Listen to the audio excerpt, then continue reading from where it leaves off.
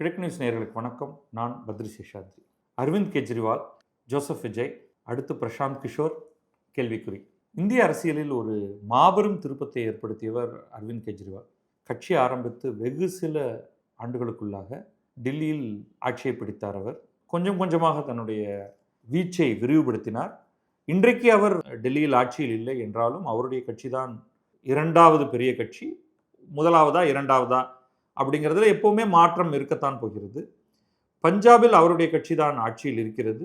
இப்பொழுது அடுத்த தேர்தல் வரும்பொழுது ஆட்சியை தக்க வைத்துக் கொள்ள முடியுமா அப்படிங்கிறது ஒரு கேள்வி. ஆனால் கிரவுண்ட் ஜீரோலிருந்து ஆரம்பித்து கொஞ்சம் கொஞ்சமாக கட்சியை உருவாக்கி ஏற்கனவே தொடர்ச்சியாக அரசியல் செய்து கொண்டிருக்கக்கூடியவர்கள் மத்தியில் வந்து அவர்களையெல்லாம் வெளியே போகச் செய்யுமாறு செய்தவர் அப்படிங்கிறதுல அரவிந்த் கெஜ்ரிவாலுக்கு ஒரு பெரும் பங்கு உண்டு. அதே விஷயத்தை தமிழகம் போன்ற ஒரு பெரிய மாநிலத்தில் செய்து காட்டியவர் விஜய். கட்சி ஆரம்பித்து 2 ஆண்டுகளில் ஒரு நடிகன் ஜெயிக்க முடியுமா, அதுக்கெல்லாம் வாய்ப்பே கிடையாது என்று பத்திரிகையாளர்கள்லாம் சொல்லிக் கொண்டிருக்கும் பொழுதே திமுக அதிமுக என்னும் 2 பெரும் கட்சிகளை தோற்கடித்துவிட்டு இப்பொழுது முதல்வராக இருப்பவர் விஜய். இந்த அரவிந்த் கெஜ்ரிவால், விஜய் போன்றவர்களையெல்லாம் தேர்தலில் ஜெயிக்க வைப்பதற்கான வியூகத்தை வகுக்கக்கூடியவரான வியூக வகுப்பாளர் அப்படிங்கிற பேரே நம்ம சொல்கிறோம், பொலிட்டிக்கல் ஸ்ட்ராட்டஜிஸ்ட் அப்படின்னு. அந்த பின்னணியிலிருந்து வருபவர் பிரசாந்த் கிஷோர், பீகாரை சேர்ந்தவர். இங்கே நம்ம தமிழ்நாட்டில் வந்து அவரை பற்றி பேசும் பொழுது, பீகாரி பார்ப்பனன் என்றால் உனக்கு பரவாயில்லையா, தமிழ் பார்ப்பனர்கள் தான் உனக்கு பிரச்சனையா என்று சொல்லக்கூடிய மாதிரி பிரசாந்த் கிஷோருக்கு ஒரு பெரிய பின்னணி உண்டு. அவர் 2014 பாரதிய ஜனதா இந்தியா முழுவதும் ஒரு வெற்றியை அடைவதில் ஓரளவுக்கு பங்கு வகித்தவர். அதற்கு பிறகு அவர் வந்து ஒரு நிறுவனத்தை உருவாக்கி எங்கெல்லாம் அரசியல் கட்சிகள் தங்களுக்கு ஒரு வியூக வகுப்பாளர் தேவை என்று நினைக்கிறதோ அங்கே போய் அவர்களுக்கான திட்டத்தை ஏற்படுத்தி கொடுத்தவர். 2021 திமுக சார்பாக அவர் இங்கே தமிழகத்தில் களமிறங்கினார். திமுக கட்டாயமாக ஜெயிக்கும் என்று அவர்களுக்கான உதவி, அதுக்கு வந்து 400-500 கோடி அவருக்கு பணம் கொடுக்கப்பட்டதாக, ஃபீஸ் தான், சும்மா இல்லை, பேச்சு நமக்கு இங்கே கேட்டிருக்கிறோம். ஸோ மு.க. ஸ்டாலினை முதல்வராக்கியதில் பிரசாந்த் கிஷோருக்கு ஒரு பங்கு உண்டு என்று பேசப்படுகிறது. அதே மாதிரியாக ஆந்திராவில், மேற்கு வங்கத்தில் தொடர்ச்சியாக அவர்கள் மம்தா பானர்ஜிக்கு உதவி செய்து கொண்டிருந்தார்கள். ஒரு கட்டத்தில் பிரசாந்த் கிஷோர் இங்கேருந்து வெளில வர்றார். இனிமேல் நான் வந்து இந்த வியூக வகுப்பாளர் பிஸ்னஸ்லாம் எனக்கு வேண்டாம், அது என் கூட இருந்தவர்களிடம் அந்த நிறுவனத்தை நான் விட்டு கொடுத்து விட்டேன். என்னுடைய நோக்கம் இப்பொழுது பீகாரை முற்றிலுமாக மாற்றுவது. பீகார் மிகவும் பின்தங்கிய மாநிலமாக இருக்கிறது. அந்த மாநிலத்திலிருந்து தான் நான் வந்திருக்கிறேன். இங்கே பார்த்தீங்கன்னா வேலை கிடையாது. எல்லாம் வேலை தேடி வெளிமாநிலங்களுக்கு போய் அவமானப்பட்டு கொண்டிருக்கிறார்கள். இப்போ நான் வெளியில் எங்கேயாவது போகிறேன்னா வேறு மாநிலத்தில் இருக்கிறவங்கள நான் வந்து தேர்தலில் ஜெயிக்க வைக்கிறேன். ஆனால் அந்த மாநிலத்தில் பீகாரிங்கிறவங்க வந்து கார் ஓட்டுறவனாக, ஃபேக்ட்ரியில் வேலை செய்கிறவராக, அடிமட்ட ஊழியர்களாக மட்டுமே இருந்து கொண்டிருக்கிறார்கள். இந்த நிலையை மாற்ற வேண்டும். ஏன் பீகார் எவ்வளவு பின்தங்கிய நிலையில் இருக்கிறது? ஏன்னா இங்கே வந்து தொடர்ச்சியாக அரசியல் அப்படிங்கிறது மிக மோசமானதாக இருக்கிறது. எந்த அரசியல்வாதிக்கும் பீகார் என்னும் மாநிலத்தை முன்னெடுத்து கொண்டு போக வேண்டும் என்கிற எண்ணமே இல்லாமல் இருக்கிறது என்று ஜனசுராஜ் கட்சி என்ற ஒரு கட்சியை ஆரம்பித்து சமீபத்தில் நடந்து முடிந்த தேர்தலில் அவர் பங்கெடுத்தார். அந்த தேர்தலில் இவருடைய வியூகங்கள் செல்லுபடியாகவில்லை. பாரதிய ஜனதாவும் நிதிஷ்குமாருடைய ஜனதாதள் யுனைடெட் என்னும் கட்சியும் நன்றாக, அதாவது இதுக்கு முன்னாடியெல்லாம் அவங்களுக்குள்ள ஒரு டென்ஷன் இருந்துகிட்டு இருந்தது. இந்த முறை மிகச் சிறப்பாக எல்ஜேபி, சிராக் பாஸ்வானுடைய எல்ஜேபி கட்சியையும் ஒன்றாக சேர்த்து இந்த மூவரும் உருவாக்கிய அந்த அணி டோட்டல் ஸ்வீப். பீகாரில் எதிர்கட்சிகளே இல்லாமல் அடித்து விட்டது. அந்த ஸ்வீப்பில் ஆர்ஜேடி காங்கிரஸ் கூட்டணியே திக்கு தெரியாத காட்டுக்கு அடித்து செல்லப்பட்ட போது பிரசாந்த் கிஷோர் ஜன்சுராஜ் சார்பாக எல்லா இடத்திலும் தன்னுடைய ஆட்களை நியமித்திருந்தார். ஆனால் அதுக்கு முன்னாடியே அவர் என்ன சொல்லிட்டாருன்னா, நான் வந்து தேர்தலில் நிற்க போகிறதில்ல அப்படின்னு சொல்லிட்டாரு. அது என்ன ஆயிடுச்சுன்னா, இவர் எதிர்பார்த்த மொபிலைசேஷனை கிரவுண்ட் லெவலில் நடக்காமல் பண்ணிடுச்சு. ரிசல்ட் வந்து படுபயங்கரமாக தோற்று போனார்கள். எல்லா இடத்திலும் ஜன்சுராஜ் தோற்று போனார்கள். அனைத்து தொகுதிகளையும் அவர் ஆள நிறுத்துறாரு. அத்தனை பேருக்கும் டெபாசிட் காலி. 10% வரைக்கும் வாக்குகள் கிடைக்கும் என்று நினைத்த ஒரு கட்சிக்கு 5% இல்லை, 2-3% தான் கிடைச்சது. இவர் தேர்தலில் நிற்காம விட்டது மிகப்பெரிய தப்பு என்று அப்பொழுதே பெரிதாக பேசப்பட்டது. இப்போ கிடைத்த வாய்ப்பை பயன்படுத்தி கொண்டு அந்த இடைத்தேர்தலில் நின்றுருக்காரு. அதன் விளைவு என்னங்கிறத நம்ம இப்போ பார்த்துருக்கோம். அப்போ எல்லாரும் சொன்னது வந்து, அப்பா வியூகம் வகுக்கிறதெல்லாம் சரி, திமுகவுக்கு பின்னாடி நின்று வியூகம் வகுக்கிறதோ, அல்லது ஒய்எஸ்ஆர் காங்கிரஸுக்கு பின்னாடி நின்று வியூகம் வகுப்பதோ, அல்லது திரிணாமுல் காங்கிரஸுக்கு பின்னாடி நின்று வியூகம் வகுப்பதோ அதெல்லாம் வேற விஷயம்ப்பா.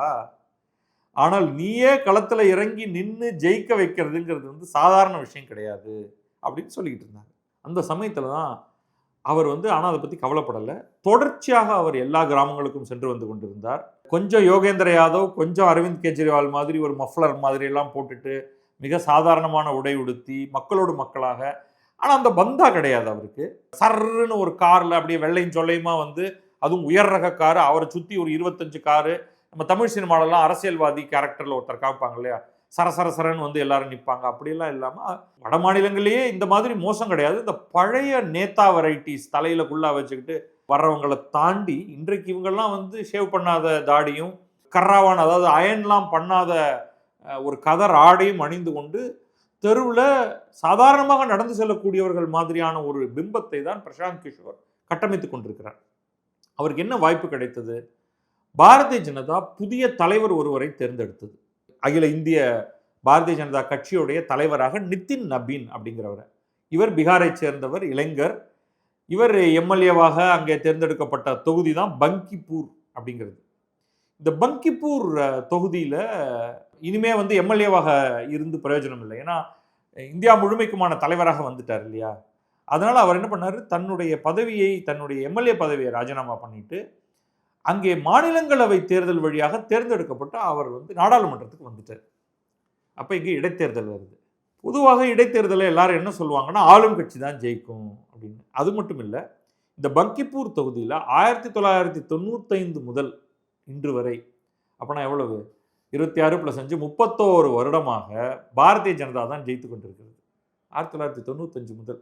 அப்படிப்பட்ட ஒரு தொகுதியில் கட்சி தலைவர் நிதின் நபீன் வெக்கேட் பண்ண ஒரு தொகுதியில் பாரதிய ஜனதா தன்னுடைய கேண்டிடேட்டை நிறுத்துது. இந்த இடத்துல யூஸ்வலாக எல்லாரும் நினைக்கிறது, இங்கே போய் நம்ம வந்து இந்த இடைத்தேர்தலில் நிற்காமலேயே இருக்கிறது பெட்டர் அப்படின்னு. ஆனால் பிரசாந்த் கிஷோர் அங்கே குதிக்கிறார், நான் நிற்கிறேன், நடக்கிறத பார்த்துப்போம் அப்படின்னு. இந்த தைரியம் தான் சில தலைவர்களை மற்றவர்களிடமிருந்து வேறுபடுத்தி வித்தியாசப்படுத்தி காண்பிக்கிறது.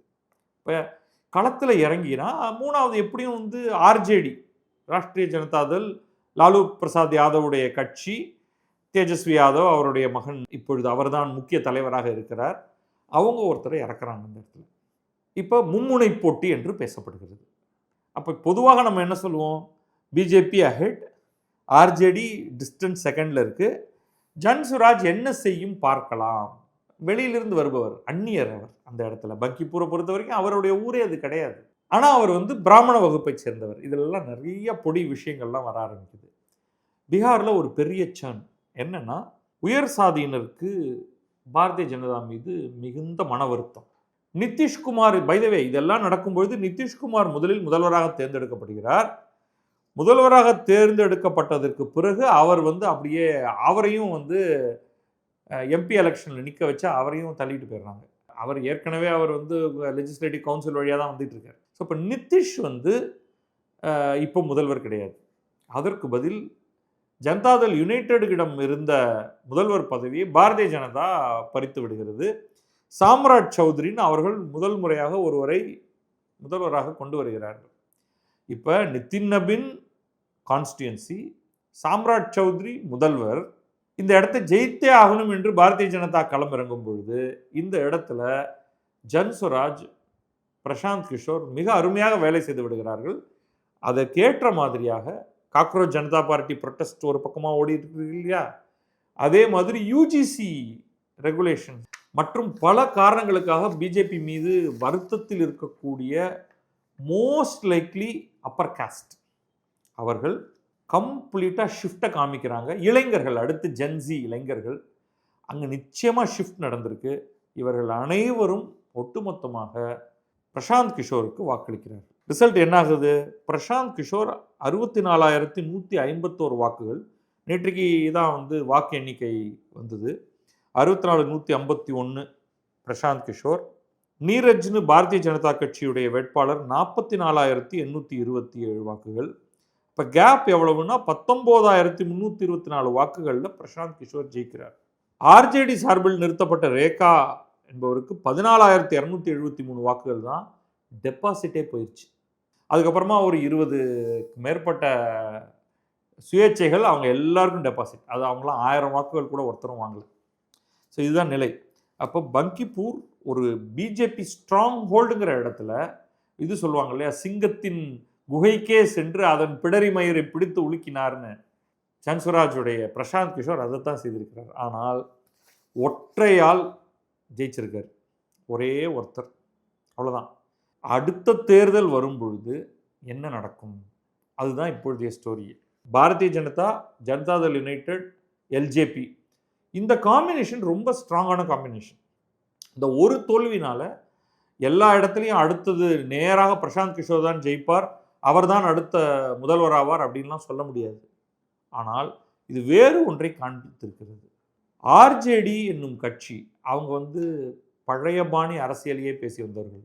லாலு பிரசாத் பாணி அரசியல், சாதி, பேக்வர்ட் கிளாஸஸ், ஒடுக்கப்பட்ட மக்கள், அவர்களுக்கு நீதி வேண்டும், அதே தான் ஒரு விதத்தில் ஜனதாதள் யுனைடெடும் அதே தான் பேசினது, அதே தான் பேசிக்கிட்டு இருக்கு.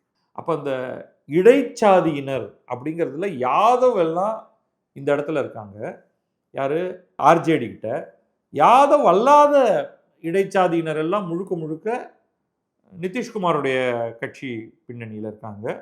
உயர் சாதியினர், கொஞ்சம் இடைச்சாதியினர் அப்படிங்கிறவங்க பாரதிய ஜனதாவுக்கு இருக்காங்க. சிராக் பாஸ்வானுக்கு ஷெட்யூல்டு காஸ்ட் கம்யூனிட்டியில் பெரிய ஆதரவு இருக்குது. ஸோ இதை சாதி சார்பு இல்லாமல் பிரசாந்த் கிஷோர் இதை குலைக்க பார்க்கிறார். அதுதான் உடனடியாக அங்கே காங்கிரஸ் வேற ரொம்ப டிஸ்கிரண்டல்டாக இருந்தது. ஏன்னா காங்கிரஸுக்கு நிறைய எதிர்பார்ப்புகள் இருந்தன. அதையெல்லாம் ஆர்ஜேடி கொடுக்க மாட்டேன்ட்டுச்சு. நீ சும்மாலாம் கேட்டுக்கிட்டு இருந்தேன்னா உனக்கு சீட்டே கிடையாது அப்படின்ட்டு. கடைசியாக காங்கிரஸ் 4 இடங்கள் தான் ஜெயிச்சது. அந்த 4 இடங்களை ஜெயித்தவங்களும் நாங்கள் கிளம்பி போயிடுறோம் வேறு கட்சிக்கு அப்படின்னு சொல்லிட்டு போயிட்டாங்க. ஸோ காங்கிரஸ் ரொம்ப வீழ்ச்சியில் இருக்குது. எப்படி தமிழகத்தில் காங்கிரஸ் திமுகவை டிச் பண்ணிட்டு அப்படியே தாவேகாவிடம் வந்ததோ, நாளைக்கு ஜன்ஸ்வராஜ் கிட்ட போய் உட்காந்துருவாங்க.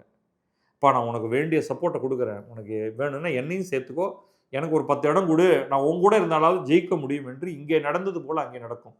ஸோ விஜய் நான் சீரியஸாக சொல்கிறேன், நீங்கள் விஜயை பற்றி என்னென்னா என்டிடிவி கட்டுரையிலையும் விஜய் பேச்சு அடிபடுது, விஜய் சொல்லாமல் அவங்க சொல்கிறது இல்லை. அதே மாதிரி இந்தியன் எக்ஸ்பிரஸ் கட்டுரையிலையும் விஜய் தான். அவங்க பேசும் பொழுது விஜய் விஜய் பாருங்கள், தமிழ்நாட்டில் ஜோசப் விஜயின் தாவேக எப்படி திமுக அதிமுக என்ற இருவரையும் தோற்கடித்து விட்டு ஒரு புதிய அரசியல் யுகத்தையே உருவாக்கி விட்டார்கள் அப்படின்ட்டாங்க. அதுபோல ஜன்ஸ்வராஜ் கட்சி பீகாரில் செய்யுமா? அப்ப இவர் ஒரு அக்ராஸ் த கண்ட்ரி இன்ஸ்பிரேஷனாக விஜய் இந்த இடத்துல மாறி இருக்காரு அப்படிங்கிறத நம்ம ஒத்துக்கணும். ஸோ இந்த ஓவரால் பார்க்கும் பொழுது அடுத்த தேர்தலில் இவர் ஜெயிக்கிறதுங்கிறது இவர் மீண்டும் நின்று ஜெயிக்கலாம். ஆனால் நிறைய இடங்களை பெற முடியுமா? ஒரு விஜய்க்கு இருக்கக்கூடிய ஒரு கரிஸ்மா, ஒரு ஈர்ப்பு, ஒரு கவர்ச்சி பிரசாந்த் கிஷோரிடம் இருக்கிறதான்னா, பிரசாந்த் கிஷோர் ஒரு சினிமா நடிகருக்குரிய உரிய கவர்ச்சியை கொண்டு வரவில்லை. அவர் லாஜிக்கல் அறிவார்ந்த விஷயமாக, ஒரு விதத்தில் பார்த்தா கொஞ்சம் அரவிந்த் கெஜ்ரிவால் மாதிரி மக்கள் பிரச்சனைகளை மக்கள் புரிந்து கொள்ளும் விதமாக அவர்களுடனே அமர்ந்து பேசக்கூடிய கிராஸ் ரூட்ஸ் பாலிட்டிக்ஸ் அப்படிங்கிறத செய்கிறவர். சர்ன்னு தனி விமானத்தில் ஒரு மோட்டார்கேடில் ஒரு பெரிய மேடை, அதில் யாரும் நெருங்க முடியாத மாதிரி சுற்றி முள்வேலி அமைத்து விளக்கெண்ணையை ஊற்றி வச்சு வழுக்கி நீ எவனும் கிட்டக்க வந்துடாத மாதிரி தலைவா அப்படின்னு வெளிலேருந்து கத்தி தர்ப்பணம் எடுத்துக்கொண்டு அந்த மாதிரியான கலாச்சாரம் இல்லை. இவருடைய கலாச்சாரம் கொஞ்சம் அரவிந்த் கெஜ்ரிவால் மாதிரி மக்களுக்கான அரசியலை பற்றி பேசுவது. ஆனால் இதற்கான தேவை இன்றைக்கு பீகாரில் இருக்கிறது. அவர் சொல்கிற பாயிண்ட் ரொம்ப முக்கியமானது. இதுக்கு முந்தைய அரசியல்வாதிகள் இதெல்லாம் பேசவே மாட்டாங்க. பீகார் ஏன் இவ்வளவு படுகேவலமாக மோசமாக இருக்கிறது, அதை நாம் மாற்றுவோம் அப்படிங்கிறது ஜென்சி இளைஞர்களுக்கு தொடும். ஆமாம், ஏன் நம்ம இப்படி சீப்பட்டுக்கிட்டு இருக்கோம், எங்கே போனாலும் பீகாரியா அப்படின்னு சொல்கிறாங்க. நம்ம இந்தியாவில் கடினமான உழைப்புக்கு பேர் போனவர்கள். எந்த இடமா இருந்தாலும் பீகாரி ஒர்க்கர் தான் வளத்தை பெருக்குகிறார். ஆனால் சொந்த ஊரில் ஏன் அப்படி கிடக்கல, இங்கேயே யாரும் முதலீடு பண்ணல, இங்கேயே நமக்கு படிப்பு இல்லை, ஏன் நமக்கு நல்ல இன்ஸ்டிடியூஷன் இல்ல? நம்ம ஏன் சாரி சாரியாக நம்ம வந்து ஐஏஎஸ்ல நெறைய இடங்கள் பெறுகிறோம். ஐஐடியில படிக்கிறதுக்கு பீகார்லேருந்து ஒரு பெரும் கூட்டமே போகும். ஆனா, வெளியேறி எப்படி வந்து இந்தியாவிலிருந்து அமெரிக்காவுக்கு போனவர், மீண்டும் அவர் இந்தியாவுக்கு வரவே மாட்டார். அங்கேயே உட்கார்ந்து செட்டில் ஆயிட்டு, வேணா இங்க வந்து சொத்துக்கள் வாங்கி வைப்பார்களே தவிர, அங்கே திரும்ப இந்தியாவுக்கு வருவோம்ங்கிறவங்க ரொம்ப குறைவு. அதே மாதிரி பிகாரி ஒருவர், பீகாரிலிருந்து கிளம்பி பெங்களூர் போயிட்டார்னா, பெங்களூர்ல செட்டில் ஆயிடுவார்.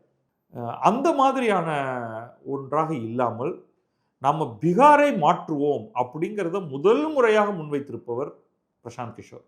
அது பலரை தொட்டு ஒரு மாற்றும்.